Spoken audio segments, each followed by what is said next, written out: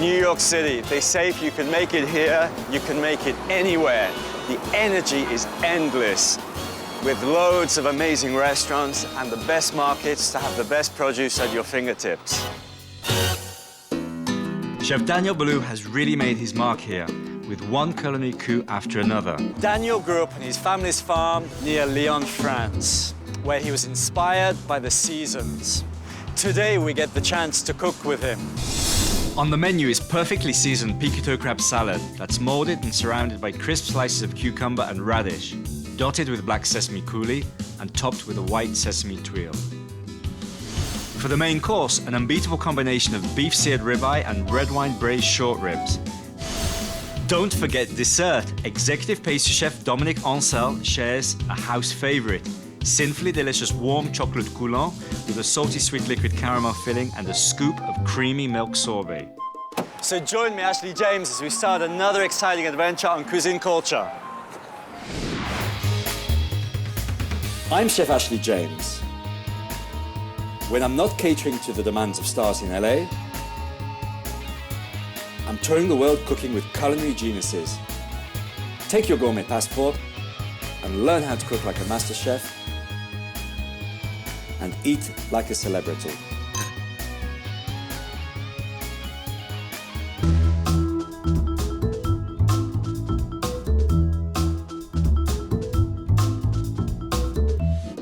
The competition to create one successful restaurant in Manhattan is hard enough. Daniel manages to be at the top of his game year after year, maintaining 5 very successful restaurants. In 2010, his namesake restaurant, Daniel, was ranked number 8 in Restaurant Magazine's list of the world's 50 best restaurants, and is the recipient of 3 highly coveted Michelin stars. So what's the secret? Consistently cooking excellent French cuisine that reflects his culinary roots. We're here in the meatpacking district in New York, where the majority of the city buys the best meat the United States and the world has to offer. But besides this amazing butcher, there's many other things going on here. There's lots of great restaurants, fine boutiques, hotels, so it's a great place to come and have a look around. Good morning, Ashley James from Cuisine Culture. I've come to meet Chef Daniel Boulud. Chef Daniel Boulud is understandably particular when it comes to the cuts of meat he chooses to serve at his restaurants. Thank you. He values and maintains excellent relationships with all of his vendors, like Marc Sarrazin, owner of De Braga and Spittler, or as they're known around the world, New York's butcher. So I'm gonna need ribeye, a beautiful ribeye. I'm gonna pick a nice dry aged ribeye for you. Yeah, absolutely. Okay. And then also some short ribs, some thick short ribs. We can do that. That sounds good. So this room we set up our dry aging shelves. You'll see a fresh shell of yeah, this is just right. Yeah. Oh my God. Because I can see it's very fresh, so you can really see the marbling. That's right. Beautiful marbling. It's consistent. And the marbling, amazingly enough, once it's dry aged for 2 or 3 weeks, you'll see some. We have some set up for you. The marbling really stands out. You'll see we have a lot of product. Yeah. Red Tag product is our certified Angus beef program. See how marbled this is, which is really beautiful. But as it ages, look at the marbling, how much more marbled it looks, how fine the texture is. That's why it's important to put a grading early. Yep. So you can see how, how it is. Evolved, yeah. That's right. You might want something heavier, but if you find something that's more marbled that you prefer, we can do that. This looks like a beautiful piece of meat to me, though. That looks good. What do you think? It looks beautiful. I mean, I'll trust you. Okay. Yeah. You put the label already. Yeah. It's got your name on it. Yeah. You know, that was a good one. Package for you. Okay, let's go. Okay, let's go. Besides choosing the meat, someone's gonna have to cook it. Exactly, we need to get the other ingredients too. We'll bone it out. We'll get it all set up here. Mark, thank you so much for taking your time. Pleasure. I really Thank you very much. It was great meeting you. Thank you so much. Thank you, Mark. Chef, je te remercie. So here we are at Restaurant Daniel, one of Daniel's 5 amazing restaurants here in New York.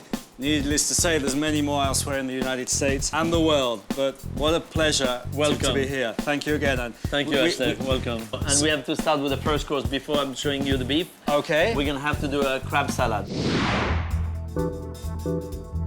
We begin with a crab salad. Although at a first glance you may not recognize it as such. On the bottom of the plate, a smear of jellified oil, which has been infused with chervil, chive, and basil. Then the crab salad. Fresh crab meat combined with finely diced cucumber and radish, then blended with herbs, lemon oil, a little mayonnaise, and Chef Daniel's secret ingredients, or Lyon mustard. The crab is molded and placed on top of the jellified herb oil. Then the garnish, alternating slices of cucumber and radish around the sides. Then a jellied sheet of cucumber agar-agar made with cucumber juice, celery juice and sesame seeds. And finally a sesame twirl for some added crunch. And a piquito crab salad. Piquito crab salad I with wonderful herbs, Oh, that's radishes, lemon, cucumber. Is Beautiful. more or less the palette of flavor here. Persian cucumbers. Persian cucumber, wonderful farm radish from Long Island here. Super. At Satur Farm. And of course a mix of herb of chervil, chive, and also dill. Here I have an oil Yeah. made with also the chervil, the chive, and the basil. And this is an infused oil. And to that I'm gonna add some glycerine. As this one is getting warm, now I'm putting the powder inside, bring it up. And then after we're gonna put it right in ice. Absolutely. Great. Like that. Now it's time to make the crab salad. And I'm going to put a little bit of very fine brunoise, very, very small dice of Persian cucumber. That cucumber gives a nice freshness. And a little bit of radish. A little bit of chopped dill. Some chopped chervil. Love that chopped chive. A little bit of this delicious Orléans mustard. A little bit of Dijon mustard. And of course, what better? Look what I did. You're so quick, chef. So I'm still playing with my crab salad, huh? I did brush the oil, the herb oil on the bottom of the plate. That looks beautiful. And I keep watching A what you're little doing. bit of mayonnaise. There we go. A few drops of lemon oil. A couple of drops of Tabasco. So I'm just gently folding in these beautiful seasonings into the crab. I don't want to mix it too much. And now you're gonna put it down into this little rectangle mold so it can give a nice shape to the crab salad. That looks beautiful. You can push it in and, Okay. and as you toss it, it shreds a little bit, but that's part of the nature of this crab. And that's it's more, really huh? delicate, absolutely. Great.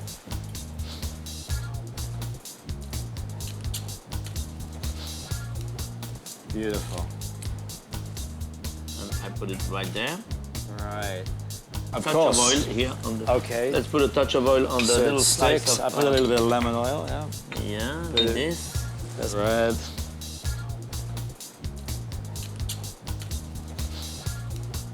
Beautiful. And then la gelée, no? Voilà, On vas-y. top. Yes, this is an agar of sesame and cucumber juice. Well, there you go. Okay. Seaweed. Seaweed. Dedans, au milieu ou en... Comme Comme ça. Voilà. Perfect. And then I have, interestingly enough, beautiful A little. zucchini flower. No. No, it's a cucumber, cornichon, Wow. like a cornichon. That is so cool. A Peel of sesame and made of sesame and cumin on top. And that Voilà. looks really spectacular. That is, It's a very simple salad. and I'm sure extremely tasty. Thank you. Life is beautiful. Chin chin. Thank you so much. That's beautiful. I like that. With that, I think it's going to be fantastic. Gets the Now mouth, that I add a little bit of wine, I'm starving. gets the mouth ready for this Let me delicious get you a little appetizer. taste of that. Thank you so much. And that Orléans mustard into the crab. It has all the characteristic of a mustard and a little bit of sweetness behind. And I love the cucumber are very refreshing. The radish is a little spicy and the herbs, but also that sesame oil on top and the herb oil on the bottom.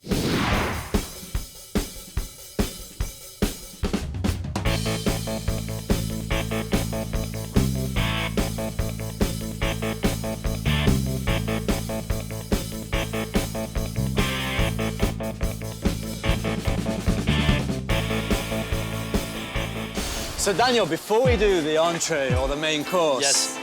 I mean, I know you've got a lot going on in this building, so maybe you could show me around. AJ. This is Mark, the chef baker. Delighted to meet you. Mark is American. When was the last time you saw such a beautiful That's pretzel? beautiful. Here we have our sourdough. And all those breads will be going to every one of our restaurants. Ah, look at those petits pains là. Superb. For the main course, 2 delicious servings of beef, a seared piece of that glorious ribeye that we purchased this morning, along with a succulent short rib braised in red wine and served on a bed of braised spinach. To accompany this amazing duo of beef, first some steamed whole tomatoes which are stuffed with a tomato and basil compote, which is similar to a marmalade. Then fried Dauphine potatoes, also stuffed, this time with aged fermented garlic. The garlic turns black when it ferments.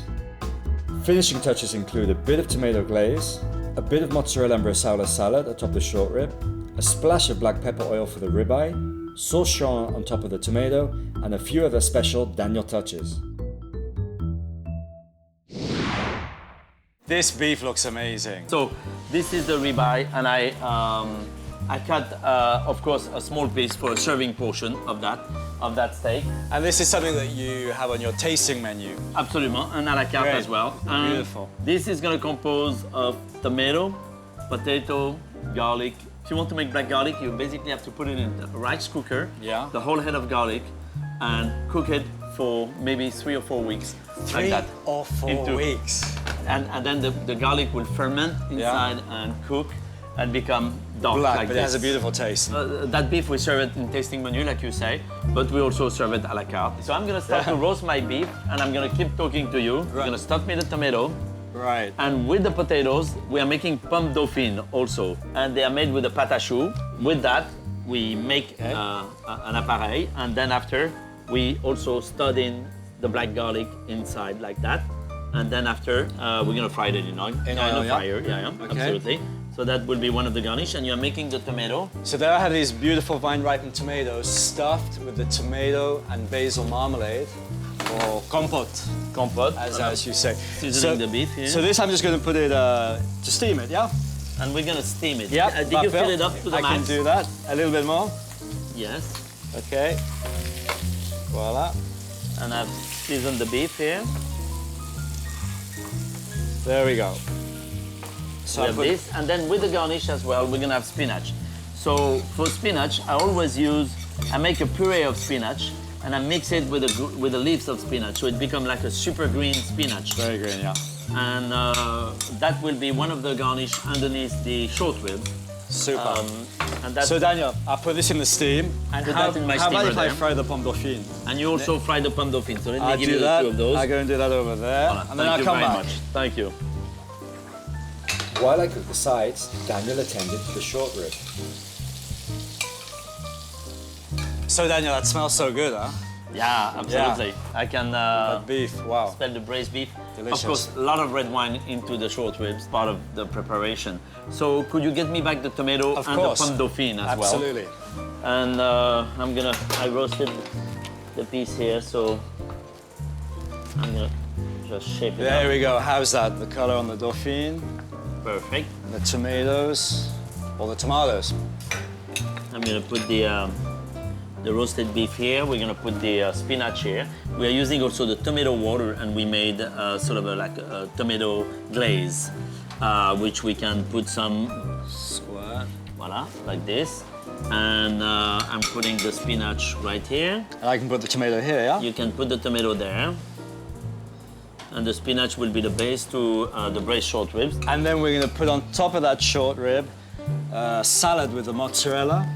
Yeah, you have a And little bit of some- mozzarella cut, a Right. little bit of bresaola, a little bit of tomato. Very kind of late summer Beautiful. feeling, you know. That's a great The tomato combination. season is fantastic right now, so we have a little bit of that here.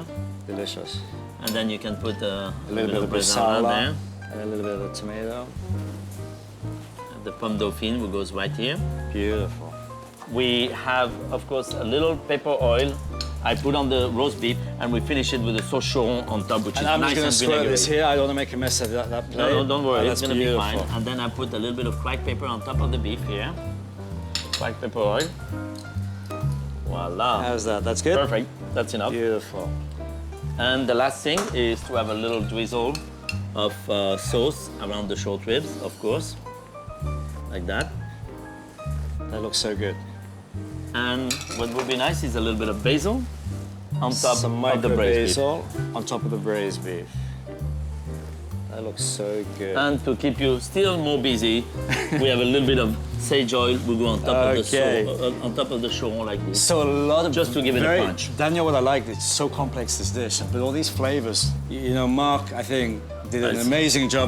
I mean, his butcher's It's shop very, here very reliable. is amazing. I mean, of course, it's not raising the beef, but Of it's course. definitely. But however good the chef is without a good product, it can't be possible.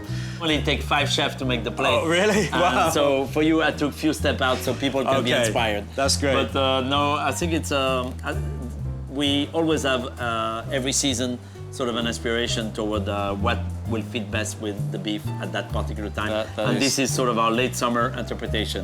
That looks delicious, and Voila. I want to try it. Okay. Yeah. Daniel, thank you so much. Thank you very much. Thanks. Okay. Bon. So you have a nice red wine for the beef. Yeah, we got a Chinon, and Raj has prepared that Chinon for us. And this Chinon is from? This is so 100% Cabernet from Remy Panier, 2007. This is the same producer, again, part of the domain, very, very small and very high quality. It's amazing. Cabernet Franc from the Middle Loire. That will go perfect with the peppered beef, with the braised short ribs, who is definitely pungent and deep. So here I'm giving you a little bit of the spinach, and of course the braised beef with the mozzarella. Beautiful. I love when the braised beef, when you can even cut it with a spoon. And then the dessert. Well, Dominique Ancel, our executive pastry chef here, will take care of that. Thank you so much.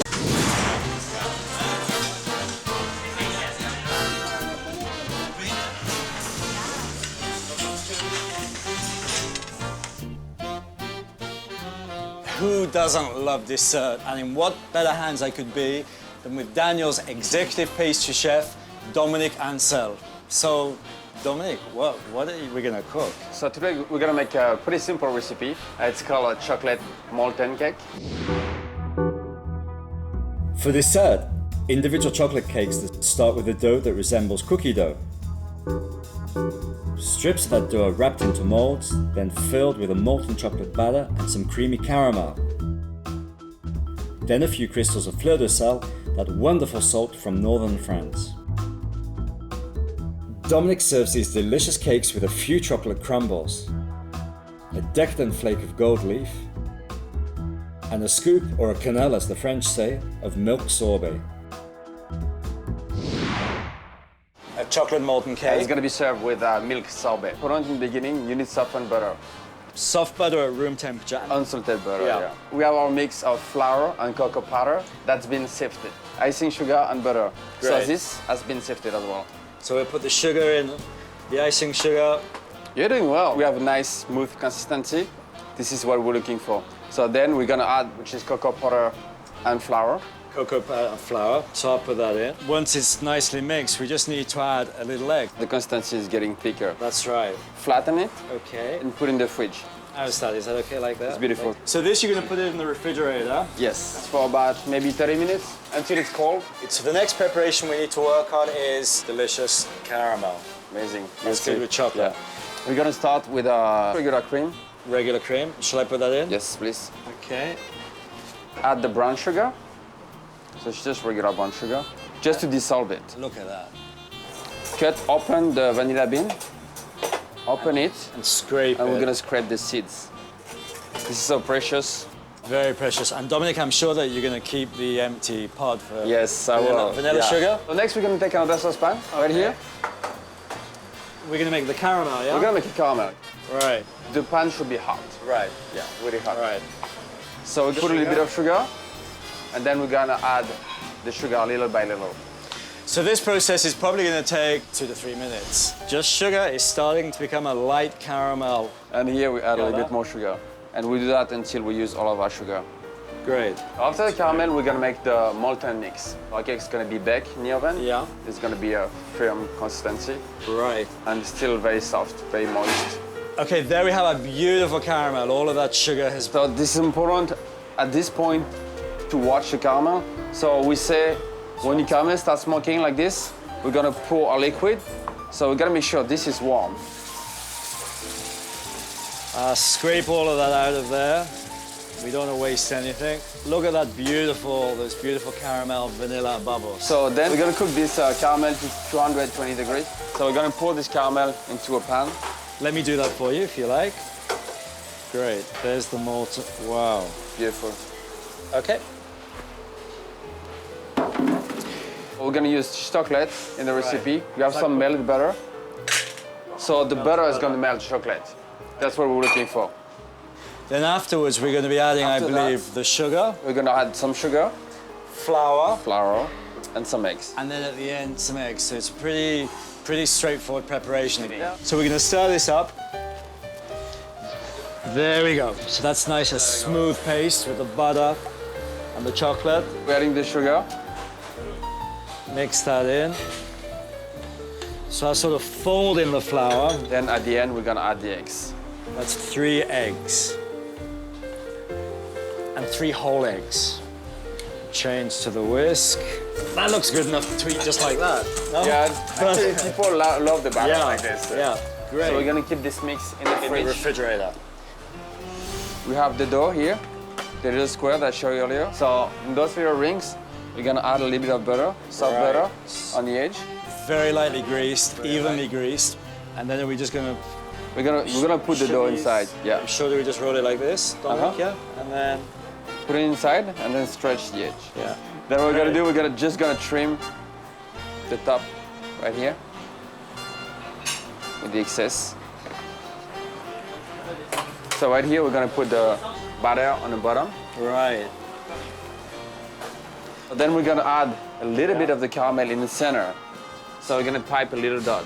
And I'm sure you're gonna put some more molten chocolate mixture on top. or not, yeah? Good, huh? Yeah, right. Wait, before that, it's very important. Fleur de sel. Fleur de sel. So Okay. this is something typically French. Very special. The fleur de sel is the crystal of the salt. Yeah. When they harvest the salt, they basically scrape the That's top right. of the salt. So this is the purest salt.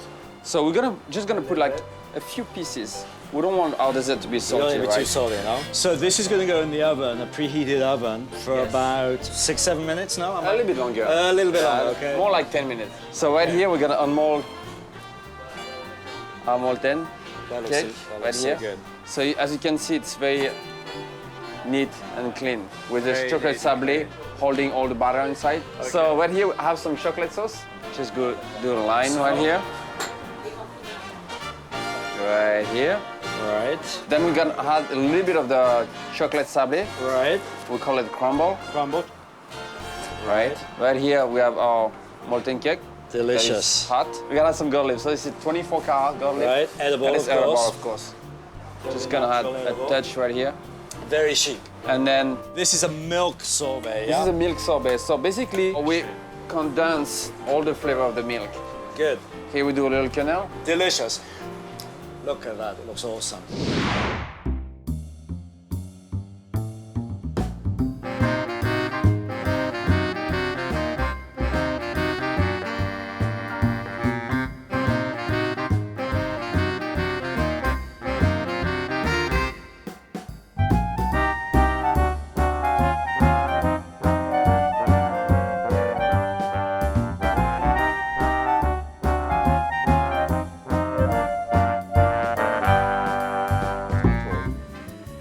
You know what? I wish I could stay in New York for a week because, I mean, just with your restaurant. Would have fun. I'm glad you came to New York. I think it's exciting to be together here at Daniel. Learn a lot of things. But Daniel, again, I mean, really to be with you here today, it's a great honor. So I want to thank you again for your time. Thank you. And I mean, very touched. I'm Ashley James. Thank you for joining us for this very, very special edition of Cuisine Culture. Thank you. Thanks. And I think chin chin. And I'll see you in LA very soon. Okay. Santé. Thank you. For recipes, tips, and information about today's program, visit us online at www.cuisineculture.tv.